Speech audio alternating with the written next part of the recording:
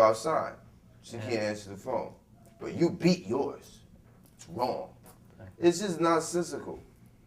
It's nonsensical and it's not sustainable. And furthermore, you can't take your human resource and terrorize it and abuse it and criminalize it. People who are bright lights. Mumia is not a criminal. Why would you kill Malcolm X? Why would you disband the Black Panther Party? Why would you do that? What good does that really do? These are people who try to help.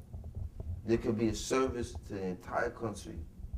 They're not a threat to you. You're perceiving them as a threat, and it's wrong. And in torturing them, you really torture yourself.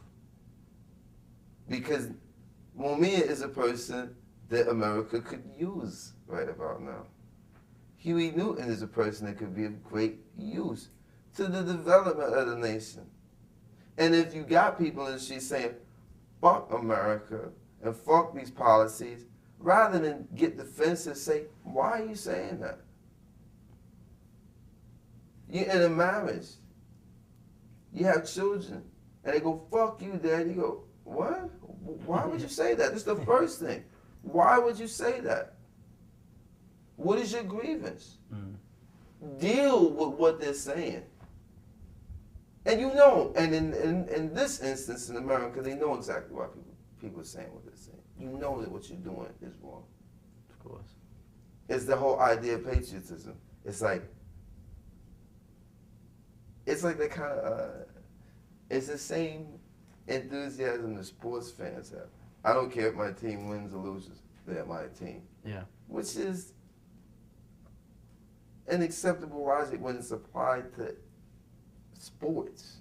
When it comes to policy and the way that systems that people are supposed to live by, you can't say that's a bad policy that, that my government set up, but still my government. Okay. That's not where you apply that principle. You have to, if you care, you're supposed to say you can't do that. You can't do that, especially if you love your country.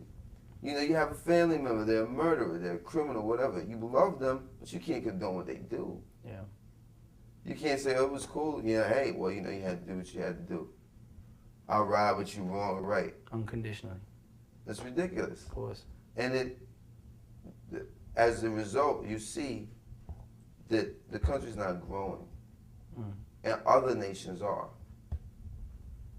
America doesn't produce anything that the world really is thirsty for, other than cultural content and media. Of course. And even in that, you see a certain stiffness. Sure. The rest of the world is producing goods and services. They're coming up with new ideas and technology. They're helping not just themselves get along, but they're providing service for the entire world. The 20th century was about America. They defined the 20th century. The 21st century is not about any one nation. It's about the world. Sure. It's about the world community. And America would do well, rather than be threatened, is to say, we would like to take part. We don't have to be the head honcho. We just want to be useful and helpful. And as a result, I think they have enough resource. It'd be too easy, really. To just It'd be a lot lay easier back. than what they're doing now, isn't it? And then they could really claim we are the greatest country in the world because we do so and so. It's not because we have all of the money and all of the guns, and because, we'll rain down on you with missiles and just beat you into submission. It's not. It's like big bully at school, isn't it? Yeah. You may not tell them you don't like them, but you definitely don't like them. You don't like them, And at some point, somebody's gonna face the bully down. The bully never wins. Yeah. It's in all of the movies, man. Haven't they been to the cinema lately? I mean, come on, man. Just to finish off, I think, in a way, getting back to that arrest, sort of that was a bit of old-fashioned politics, really, wasn't it? I mean, you're talking about not giving up and saying how that is out there. I mean, that was just doing something that we see in Pan Africa doing. Yeah. William talking about, banging away. Well, the thing is, we went and watched Pam, like, basically, they named the street after Mumai in France.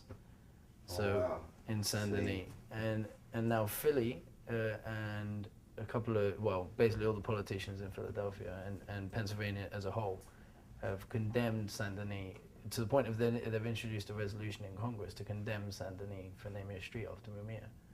So we went down with Pam the other day, and she's standing there trying to get them to withdraw this resolution, and they won't listen to it. They won't even acknowledge your existence. But, I mean, condemn it then? Condemn Saint. What are you going to tear it down? Yeah. What are they going to send a demolition crew to Saint Denis? I mean, the arrogance Absolutely. that even requires. We know what's best for you. You did what? In your own fucking country? You're condemned. It doesn't matter. Yeah. It doesn't hold any weight. It's not like the people that Saint Denis gonna be like, we got condemned by the Congress. So? Yeah. Would the Congress care if the French Parliament got together and said, we condemn Philly for fucking doing this to Mumai? They'd be like, yeah, well, good. You can condemn us from over there because we are Philly. Exactly. So it's the arrogance to even say that, like, fucking let them pass a resolution, condemn it. Cuss it out, fuck Saint Denis t-shirts. Who cares? They did what they did. It's their right. And see, that's another arrogant thing, too, is that why are you trying to export this system of government to the rest of the world? These people were doing fine on their own. Whatever their problems were internal. People have a right to live under whatever system of government they see fit. Some people prefer monarchy. Some people had no problem with the Taliban. Yeah. You don't like it, you can fight it for yourself. You can change it or you can get out of town. To say that your system of government is wrong and you should adopt ours. When there's definitely problems with this one. And the deal is that what you're telling people to practice, you don't practice. Yeah. There's no real democracy in America. There's no even real interest in democracy in America. There's an interest in maintaining the illusion of democracy in America. The proxy of democracy. The circumstance and pomp of democracy. It's not democratic at all. If it was democratic, why are there only two parties that run every year? If it was democratic, why doesn't every vote count? If it was democratic, why are you only allowed to vote from certain times to certain times at the most inconvenient locations that you can imagine? You should be if it's about people voting for who the leader of the country is going to be, you should be able to vote everywhere. You should be able to vote like you can play lotto. Yeah. If you're 18 years old, you should be able to vote at your ATM. You should be able to vote anywhere. at all times of the day. Yeah. They make it inconvenient for you to even participate in the process. You gotta register, you give all this information, then you gotta go down to the library with a long ass freaking line. You're a working person. You got children, how are they making it easy for you? They're telling you, participate in the process. It's vital. But they're discouraging you by the bureaucracy that they set in place for you to even participate in the process.